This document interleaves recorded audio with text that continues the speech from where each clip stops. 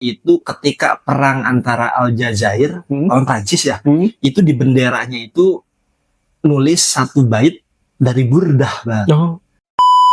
Ada penyakit-penyakit itu yang memang harus kita ke para kekasih-kasih Allah, Deng. Gitu. Kayak ada teman sakit, Deng. Siapa sangka dari tubuh yang lumpuh lahirlah syair yang mengguncang langit. Itulah qasidah Burdah, bukti cinta dari Imam Busiri yang diangkat menjadi mukjizat rasa. Banyak yang bilang bahwa Burdah itu ya cuman sekedar syair, tapi kenapa ketika Imam Busiri selesai menulis Burdah, ya beliau jadi sembuh. Jangan-jangan kata-kata yang mereka anggap sebagai sastra, sebetulnya itu adalah doa yang terlalu dalam untuk dipahami. Imam Busiri.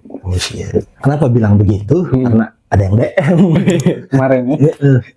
Itu ya temennya ini ya, Mbak. Temennya itu Fikri. Pengen tahu tentang Imam Busiri. Ya, Burdah. Terkenal tuh Burdah ya. Kan Busiri aja di Mesir itu majelisnya majelis Burdah. Majelis Burdah ya. Majelis Burdah itu luar biasa. Busiri emang keren banget. Jadi di majelis Burdah itu, Mbak, banyak ya dewan pengajar, banyak foto yang dipajang Busiri doang. Iya. Ada Burdah, Busiri. Tanda cinta itu. Tanda cinta. Luar biasa. Orang emang apa sih namanya, kerinduan ya kalau dieksekusi dengan benar selalu jadi karya, Mbak. Dilan Rindu Itu Berat jadi novel, jadi film. Dilan Imam Busiri ya banyak juga. Maksudnya yang lain juga berangkatnya kan dari kerinduan, dari kecintaan, dan juga ada pengetahuan tentang Kanjeng Nabi. Seperti Maulid Habsyi, Simtu Duror, terus apa, berjanji Dul Jauhar fi Maulid Nabi Azhar. Tapi memang Imam Busiri itu ya bisa dibilang sezaman deh sama Imam An-Nawawi. Kalau Imam Busiri kan 85 tahunan lah usianya. Iya, 87. Imam An-Nawawi itu kan lahir kan 1233 nih. Kalau Imam Busiri itu kan 13. Itu zamannya dinasti Imam Busiri itu zaman dinasti Al-Ayyubiyah. Al-Ayyubiyah, terus lanjut dinasti Mamluk. Jadi Imam Busiri itu lahir setelah 26 tahun Yerusalem ditaklukkan oleh Salahuddin Al-Ayyubi.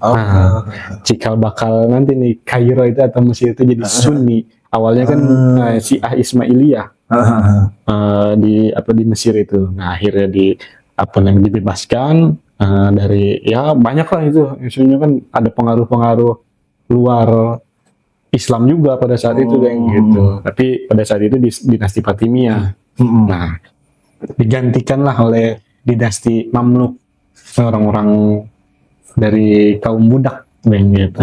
Nanti yang yang babad Mongol nih dinasti Mamluk zaman itu. Tapi itu tadi 26 tahun setelah itu Yerusalem ditaklukkan, lahirlah Imam Busiri deh. Nama aslinya itu Syarafuddin Muhammad bin Abu Abdullah Muhammad bin Said bin Hamad Hasan Haji Al-Busiri. Hasan Haji Al-Busiri. Kayak itu pengarang Jurumiyah berarti. Imam Hasan Haji. Iya. Semarga apa gimana? Mungkin lah ya. Ya kan dari Maroko kan, keturunan Maroko maksudnya. Oh iya. Kalau ini Misr, tapi kalau ini kan keturunan. Tapi mungkin ada lah banyak, Bu. Kalau nggak salah, kalau Imam Busiri itu keturunan Maroko, lahir di Mesir. Lahirnya di Mesir. Iya, lahir di Mesir. Lahirnya di Mesir kan? Di kota apa gitu, desa apa itu. Terus gedenya di Busiri. Di Busiri itu. Kan nama Busiri itu nisbat sama desa itu. Desa itu. Tempat dari lahir, dari kecil sampai gede, lahirnya di desa apa gitu, daerah Mesir, apa dataran tinggi itu di Mesir. Jadi Imam Busiri itu sempat sakit, Bang. Sempat sakit gitu kan, banyak lah ada waktu sakitnya itu, cuman ya itu mungkin dari apa namanya kerinduan ya sakit. Dari kerinduan nulis itu burdah itu ya mencurahkan lah kerinduan kepada Kanjeng Rasul, dan sudah selesai itu sembuh. Sakit apa ini? Ya kayak apa stroke mungkin Mbak, kalau lumpuh setengah lumpuh gitu. Dia nulis gitu kan. Luar biasa. Jadi burdah burdah ini nama aslinya itu, nama kitabnya itu Kawakibuduriyah fi Madi Khairil Bariyah, disebut burdah. Panjang ya? Iya, gua kira burdah doang. Maulid, kan ada maulid burdah gitu. Iya, burdah itu kan nama itu kan dikasih apa selimut itu kan, burdah sama Kanjeng Nabi di mimpi itu. Jadi pada saat mimpi gimana nulis? Pada saat itu nulis burdah itu. Terus kan ada yang bilang diriwayatkan juga diusap, disentuh sama Kanjeng Nabi. Gitu. Burdah itu apa sih, Teh? Kayak apa, selimut gitu sih mungkin, Mbak. Kayak selimut rida. Kayak sorban apa? Selimut gitu. Iya. Jadi ya namanya burdah lah. Kayak itu kan berjanji juga kan namanya itu. Al-Iqbal Jauhar fi Maulidin Nabil Azhar, dibilang berjanji karena ya Syekh berjanji. Syekh Ja'far ya. Dan ini burdah ini dibikin dalam bentuk nazom, bukan kalam nathar. Kalau Simtuduror itu kan kalam nathar tuh. Ya walaupun ada nazomnya. Lebih mungkin buat kita yang awam ini kayaknya bikin kalimat dari atau bikin kata, ya bikin kalam dari bentuk nazom itu lebih rumit, karena kan dia sependek mungkin, sesimpel mungkin, tapi isinya sepadat mungkin. Makanya banyak hadap, banyak yang dibuang gitu kan. Ya mungkin untuk orang yang memang sudah mendalami ini, rasa-rasanya walaupun rumit, dia nggak merasakan kerumitan, dia itu ya nikmat aja gitu. Cuman kalau kita kayaknya ribet nih, kalau najom ini baharnya ini di pakai bahar basit ya. Bahar basit itu jadi ke Arun. Bahar basit itu rumusnya bawahu ba basit wa aihima ha himatu. Jadi patokan atau timbangan kalimatnya itu harus sesuai antara arud, qafiyah, ritme sama rimanya itu harus sesuai sama ini nih, bawahu waqaihima himatu. 4 balik waqaihima himatu waqaihima himatu. Himatu sesuai itu. Atau bawahu ini ba basit, wawu itu naktunya 6 dalam abjadun itu. Naktunya 6 isyarah atau menunjukkan kepada wajan ke-6 mustafilun. Terus hu itu abjadun ha itu naktunya 5 isyarah pada wajan ke-5 fa'ilun. Jadi selain waqaihima himatu, wajannya ini adalah mustafilun fa'ilun, 4 balik mustafilun fa'ilun mustafilun fa'ilun. Contohnya nih ya itu di burdah itu. Amin tadzakuri jironin bidi salami, itu kan mustafilun fa'ilun. Iya, mustafilun fa'ilun mustafilun fa'ilun, 4 balik. Maulaya. Nah itu jadi setiap di bait-bait tertentu dalam maulid burdah ini, dalam syair burdah ini harus dianjurkan dimulai dengan membaca sholawat. Dipakai maulaya sholli wa sallim, baru dibaca lagi. Nah, gue mau nanya nih, Dek. Setiap dulu nih waktu mondok tuh, gue lupa tuh alasannya kenapa. Kalau beli kitab nih mau ngaji baru, misalkan kitab Fathul Mu'in atau misalkan Jurumiyah, itu selalu tuh para santri nih, itu ditulis dulu sholawat tuh, Deng. Oh, sholawat. Kirain ini bikeng. Iya. Gitu. Bikai kajin apa? Iya. Kalau yang itu kan katanya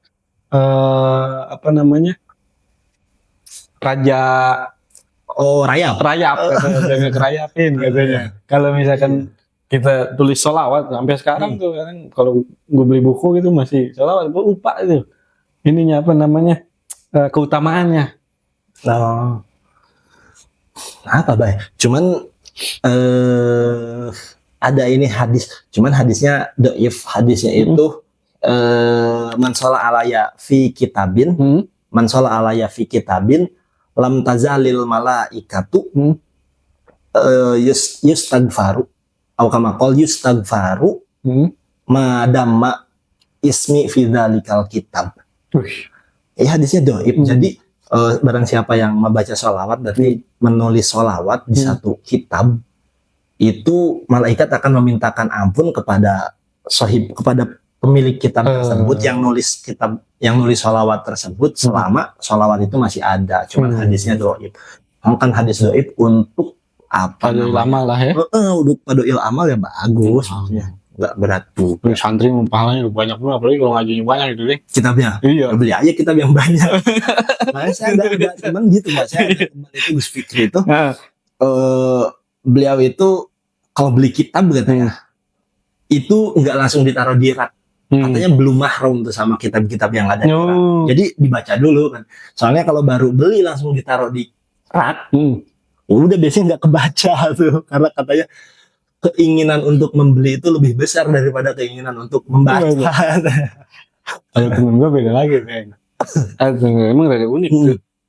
Orang Bogor dia, orang Puncak.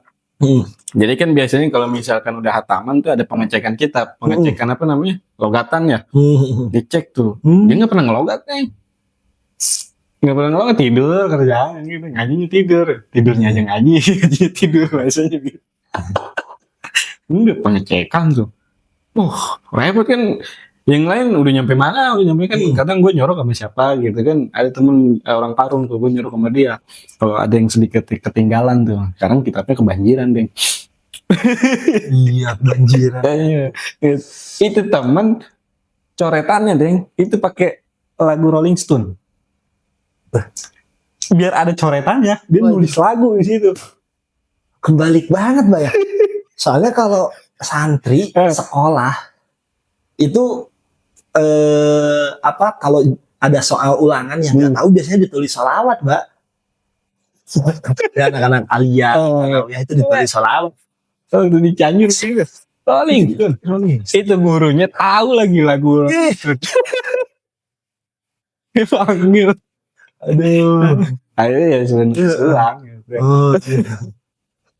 Belum dapat ijazah tuh kalau begitu. Ini kenapa nggak Dream Theater gitu? Dream Theater gitu. Ayo ngunik-ngunik, Bang. Santri ada aja kalian gitu. Tapi ada aja waktu misalkan ustadznya yang maksud apa namanya nggak terlalu merhatiin gitu. Kadang ya lolos. Awal-awal sanawiyah lolos, aliyah nanti dulu. Aliyah. Iya. Burdah, pokoknya ya itulah dalam bentuk najum kan. Ya ribet lah, Bang. Maksudnya dia itu istilah-istilahnya aja banyak banget kan, kayak sabab khopib, sabab sakal, watad majmu, watad mafruk. Nanti kena zihab kebagi dua, ada yang mufrad, ada yang murakkab, mufrad kena toy, kena khoban, kena apalagi tuh banyak. Wah, banyak lah ya. Ribet ya. Ini jadi ya karya mahakarya Burdah. Tapi itu juga kan kayak ujug-ujug gitu deh. Karena kecerdasannya udah luar biasa ya, kan Imam Busiri ini gitu udah kayak otodidak gitu deh, autopilot lah kalau bahasa sekarang gitu, otomatis jadi kan gitu nulis burdah itu kan ya tadi disetorkan kepada Kanjeng Nabi pada saat sakit gitu kan, akhirnya sembuh. Jadi memang penyakit itu terkadang deh tidak melalui dokter-dokter biasanya gitu. Ada penyakit itu yang memang harus kita ke para kekasih Allah deh. Gitu. Kayak ada teman sakit deh. Banyak lah mungkin pengalaman orang juga deh. Iya. Gitu. Dicek ini sama dokter tuh ke rumah sakit. Enggak, katanya enggak ada nih, enggak kedetek lah gitu. Enggak tahunya gitu deh. Akhirnya sama dokternya sendiri disaranin, coba ente ke kiai katanya. Begitu. Dokter nih. Ini pengalaman pribadi, ada cerita gitu ke gua nih. Gitu dia ngomong begitu sama dokter itu, coba ke kiai. Mungkin dokternya emang suka ngaji juga mungkin gitu kan. Akhirnya datang ke kiai, benar katanya kata dokter nggak ada masalah segala macam, nggak ada katanya. Akhirnya bilang nih kiainya, coba ente di riset lah gitu kan. Kira-kira apa amalan yang biasanya dilakukan itu nggak dilakukan saat ini. Enggak semuanya gitu ya. Coba ingat-ingat katanya. Akhirnya ada satu amalan deh. Biasanya dia itu nyembelih domba setiap setahun sekali. Apa Idul Adha kan sunnah gitu. Itu enggak, Neng. Gitu. Akhirnya pada saat Idul Adha dia nyembelih domba sembuh, Deng. Ada yang begitu tuh. Iya. Kadang karena emang rindu cinta itu kan emang susah ya, Bang. Maksudnya susah dikasih tahu orang itu tuh yang udah susah diobatin. Si Unwan, Pak Unwan itu dia pernah sakit, Pak. Dirawat, lemas badannya. Terus datang ke demenannya, bangun. Iya, itu bisa begitu ya. Itu ada zaman kerajaan juga dulu deh. Zaman-zaman dulu gitu kan. Gitu diobatin sama tabib segala macam nggak bisa. Akhirnya ada ya orang-orang yang Masya Allah lah. Itu di apa namanya dadanya tuh si pangeran itu yang didengerin pakai kalau kata atau teleskop didengerin gitu. Di ini timur biasa aja. Apa detak jantungnya dek. Barat biasa aja. Selatan biasa aja. Pas nyebutin utara wah kenceng deh duk. Itu tadi penyakit itu tadi tuh. Apa? Rindu. Rindu. Iya, memang berarti ada yang harus diutarakan.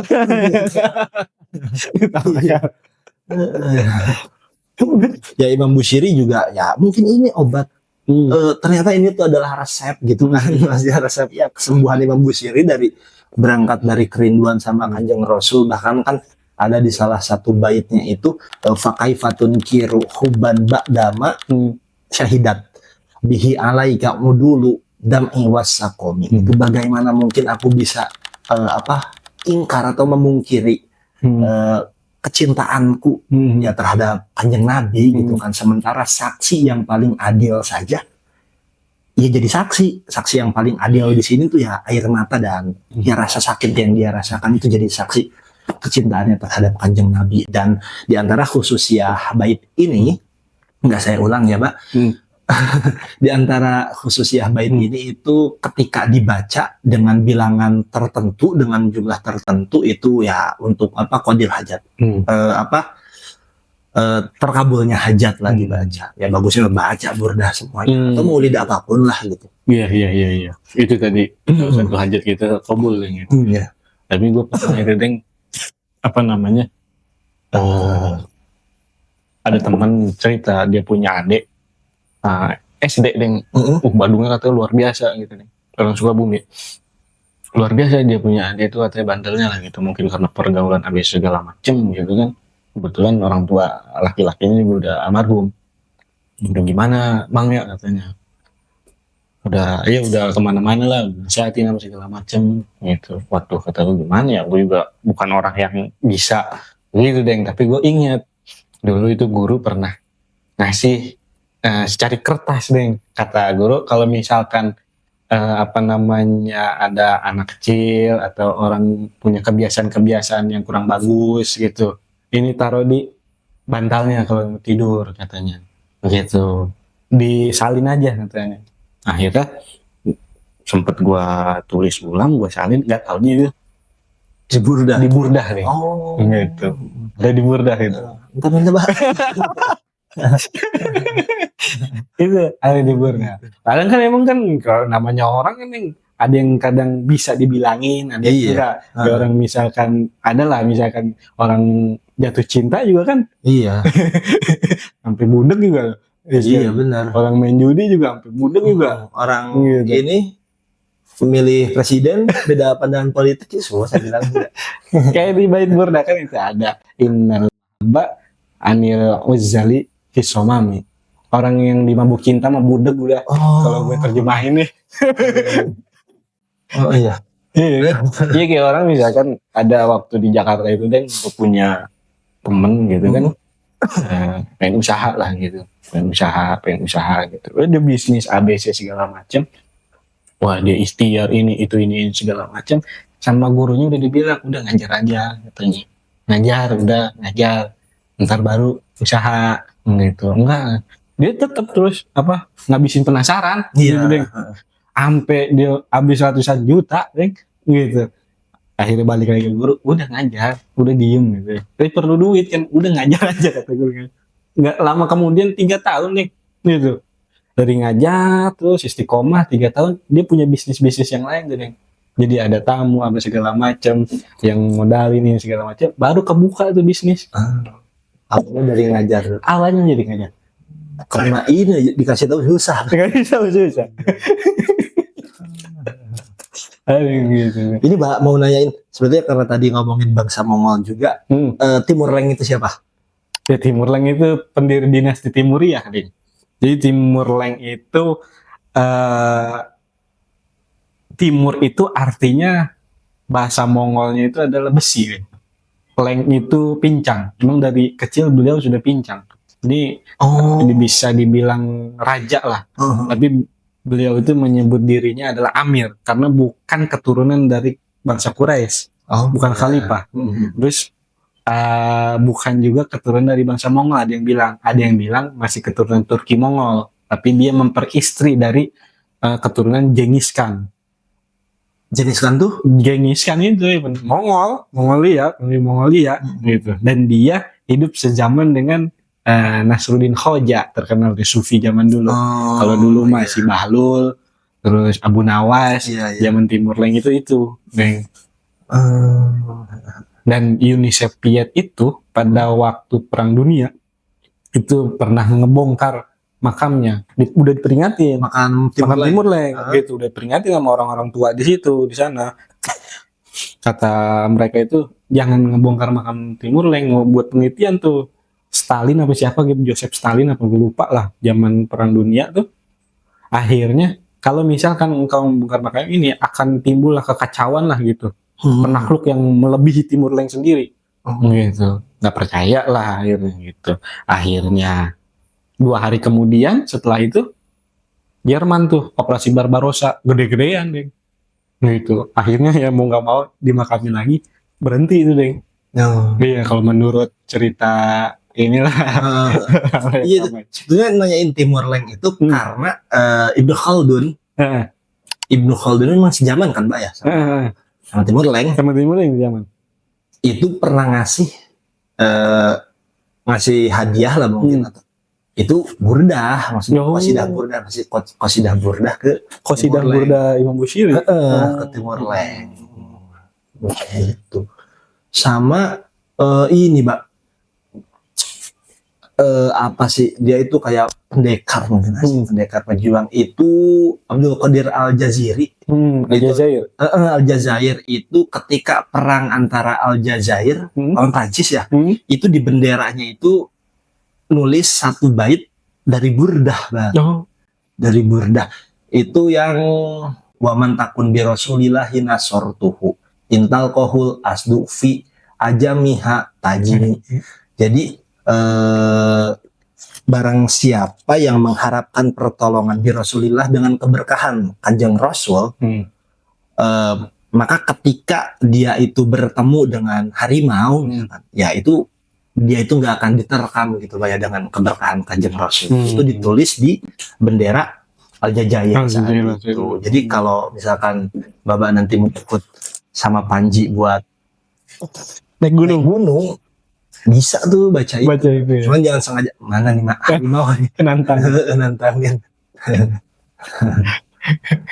Banyak khusus ya, khasiat-khasiatnya ya. Iya, memang beliau itu kan Imam Busiri itu kan murid daripada si Abul Abbas Al-Mursi. Si Abul Abbas Al-Mursi ini kan muridnya si Abah Hasan As-Sazili. Abah Hasan As-Sazili. Tarikat Sajiliyah. Sajiliyah yang masyhur kan nih. Jadi si Abah As-Sazili ini mempunyai murid itu adalah si Abul Al-Musri, si Abul Abbas Al-Mursi. Nah, pada saat Syekh Abul Abbas Al-Mursi ini mengumpulkan 3 orang muridnya, itu Imam Ibn Athaillah Sakandari, Imam Abu Siri, Imam Yakut Al-Arsi. Gitu. Ketiganya diberi 3 permintaan, satu-satu maksudnya deh. Jadi satu-satu tuh dikasih permintaan mau apa. Jadi kata beliau itu, saya mempunyai waktu yang mana pada saat saya berdoa akan Allah ijabah doa itu. Imam Ibnu Athaillah itu bilang mau apa namanya, mau uyunun min uyunillah. Intinya kalau bahasa tasawuf lah, bahasa ini lagi gitu ya, fana lah gitu ke Allah lah gitu. Nah. Mencintai Allah lah gitu. Akhirnya jadilah itu kitab Hikam gitu. Yang kedua Imam Busiri. Nah, mau apa gitu kan, berdoa pengen itu tadi uyunun Nabi, kecintaan yang luar biasa lah baginda Nabi lah, fana lah gitu kan. Akhirnya tercipta itu tadi, Deng. Burdah. Yang terakhir, Deng, itu Imam Yaqut Al-Arsy, mau apa gitu kan, uyuni syekh. Jadi pengen fana ke guru lah istilahnya gitu, Deng.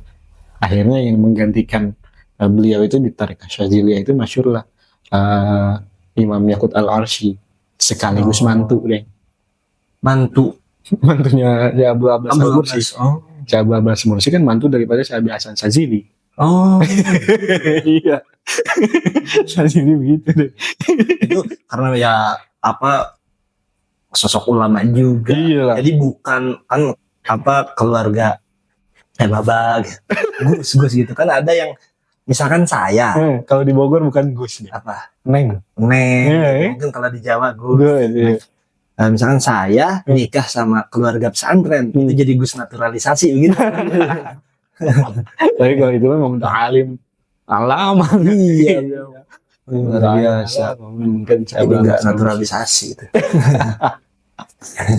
Tapi memang beliau itu kan ya tadi yang dari sakitnya itu diubah menjadi karya. Iya. Luar biasa kan. Imam Al-Busiri itu gitu. Ya banyak lah amalan-amalan yang melalui burdah itu orang-orang sakit gitu kan biasanya suka ngamain burdah. Banyak loh yang orang-orang sembuh itu dengan sebab burdah itu, dengan sebab cinta sama Nabi. Betul. Apalagi Deng. Bahkan saya pernah baca itu ada orang yang rabun katarak udah nggak jelas banget, matanya itu dikasih lihat burdah, Mbak. Terus dilihat doang. Katanya nanti ceritain gimana kamu setelah bangun tidur. Tapi nggak saya lanjut apa sembuh apa gimana, nggak saya lihat. Baca sedikit doang. Ya cuma ya memang burdah itu berbahaya, Pak, bagi hati yang kering. Karena sekali kita faham terhadap maknanya, maka kita tidak akan mencintai Kanjeng Nabi dengan setengah-setengah. Ya contohnya Imam Busiri ini ya menukarkan rasa sakitnya dengan kerinduan. Anak fana pada Nabi. Ya. Luar biasa. Pintu menuju Allah itu ya cinta sama Nabi. Cinta sama Nabi. Makanya saya selalu berdoa nih, Pak. Kalau ya kita maulid itu selalu minta cinta saya yang pura-pura ini sama Kanjeng Nabi dengan berkahnya maulid. Ya dengan berkahnya kan setiap malam Jumat itu kan Sayyidul Ayam, dengan berkahnya pendiri pondok pesantren, guru-guru itu saya selalu minta cinta yang pura-pura sama Kanjeng Nabi ini semoga dijadikan cinta yang sejati, cinta yang sesungguhnya, yang dituin. Nanti hikmah dari kisah murid-muridnya si Abbas Al-Mursi, gitu. Guru Nabi Allah dan gitu.